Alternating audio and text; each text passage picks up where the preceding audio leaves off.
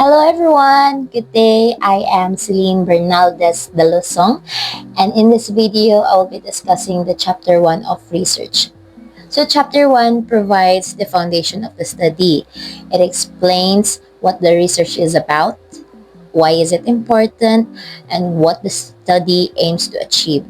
Specifically, I will discuss the following parts: introduction, theoretical framework, conceptual framework, statement of the problem, hypothesis, significance of the study, scope and limitation, and definition of terms. So let's get started.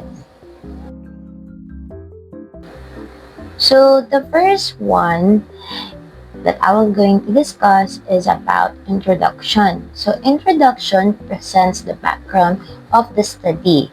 So this section explains the general situation or issue that led the researchers to conduct the study. So here we describe the current condition of the topic, the facts, observations, or trends, and then why the topic is worth studying. So the introduction usually starts broad and gradually narrows down to the specific problem being investigated. So by the end of this section, the reader should clearly understand what the study is about and why is it matters. Example of introduction is if students are having difficulty with online learning, the background explains how online learning started, what challenges students face, and why these challenges are a problem. So the next one that I will going to discuss is theoretical framework. So the theoretical framework discusses the theories or existing ideas that support the study. So this section identifies theories related to the research topic, explains how these theories help to explain the variables of the study, and then shows that the research is grounded in established knowledge. So in simple terms, the theoretical framework answers the question, what existing theories support or explain this study? So example of theoretical framework is for study about students' motivation and academic performance, self-determination theory by Deci and Ryan may be used. This theory explains how motivation affects learning outcomes.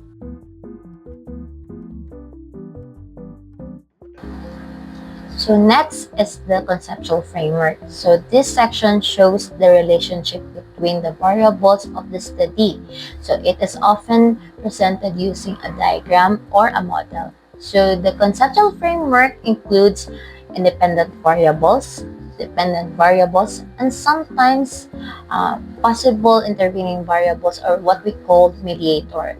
So this part helps the readers to visualize understanding how the study works and how the variables are connected. So as you can see, this is the conceptual framework. So example of this is the independent variable is online learning, and then the dependent variable is academic performance. So it shows the cause and effect of relationship of these variables. So the next one is statement of the problem. So the statement of the problem clearly states that the specific problem or questions that the study aims to answer. So it is usually includes one general problem and then several specific research questions. So this section guides the entire research because all data gathering and analysis are based on these problems. So it answers the question, what exactly does the study wants to find out?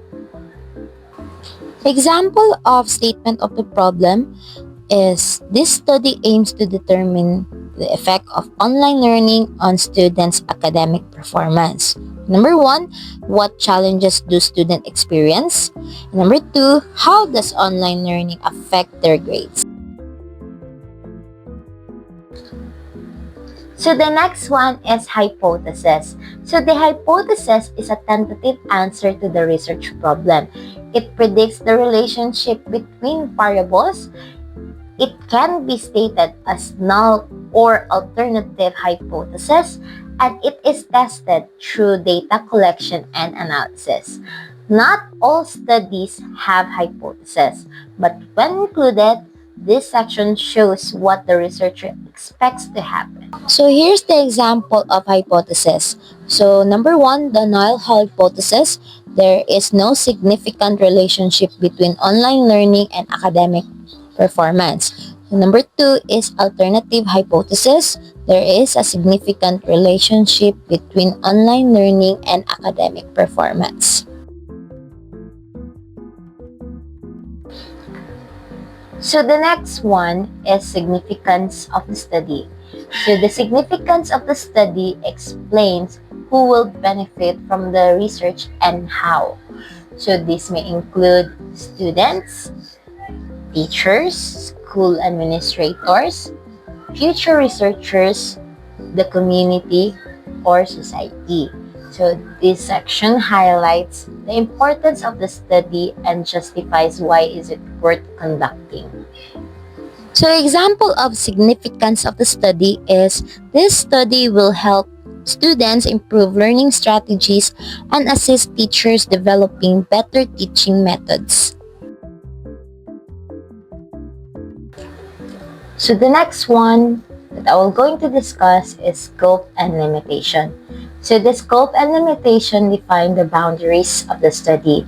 So the scope includes the participants, the location, the time frame, and the variables covered.